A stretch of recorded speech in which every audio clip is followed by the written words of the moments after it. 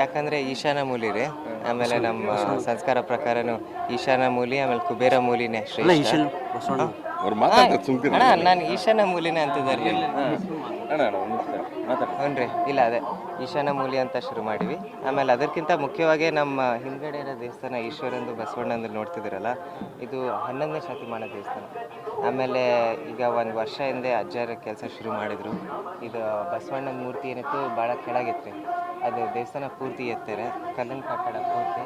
ಆಮೇಲೆ ಇದು architecture, temple architecture ನೀವು ನೋಡಿದ್ರೆ ಇದು ನಮ್ಮ ಹರಿಹರೇಶ್ವರ ದೇವಸ್ಥಾನ ಐತಲ್ಲ ಹರಿಹರನಲ್ಲಿ, ಅದೇ ಸ್ಟೈಲ್ ನೋಡ್ರಿ. ಆಮೇಲೆ ಅಂಥ ದೇವಸ್ಥಾನಗಳು ಸಿಗೋದೇ ಕಷ್ಟ ಆಗ್ಯಾವೆ. ಸೊ ಇದು ಒಂದು ಸ್ಟೇಪಲ್ ಆಗ್ತಾಯಿತ್ತು ನಮ್ಮ ದಾವಣಗೆರೆನಲ್ಲಿ, ಈ ಹಿಸ್ಟಾರಿಕಲ್ ಕನ್ಸರ್ವೇಷನ್ ಹೆಂಗೆ ಮಾಡೋದು ಅಂತ. ಸೊ ಅದು ಭಾಳ ಚೆನ್ನಾಗಾಯ್ತು ದೇವಸ್ಥಾನ ನೋಡಿ. ಪ್ರತಿದಿನ ದೇವಸ್ಥಾನ ಬೆಳೀತೈತಿ.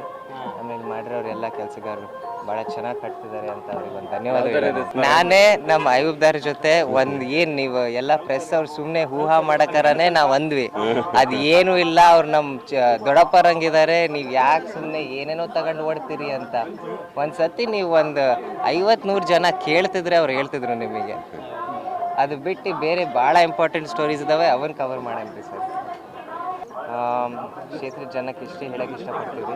ಹೆಂಗೆ ಶಾಮಾ ಶಿವಶಂಕರಪ್ಪ ಅವರು ನಮ್ಮ ದುಗ್ಗಮ್ಮರ ಜೊತೆ ಎಲ್ಲರನ್ನ ಕಾಪಾಡ್ತಿದ್ರು, ಹಂಗೆ ನಾವು ಅವ್ರ ಮೊಮ್ಮಗನಾಗಿ ಆ ಕರ್ತವ್ಯನ